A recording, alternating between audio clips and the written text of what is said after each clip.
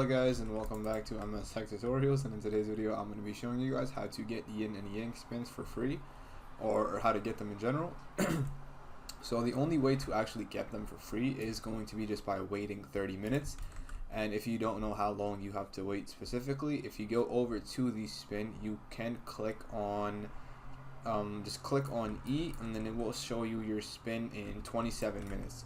So every time you join a new server, I believe the spin does get reset, so it's not like where you could just spin, leave, and then join a new base and then spin again. But other than that, the only other way to get a spin is by buying it, and you can buy one for 50 Robux, and then you can buy 3 for 200. So yeah, that basically should be it. That is how to get spins in general for yin and yang, for steal a Brainrot. And yeah, so that is it for the video. Thank you guys for watching, and make sure to give the video a thumbs up, subscribe to the channel, and have a great day.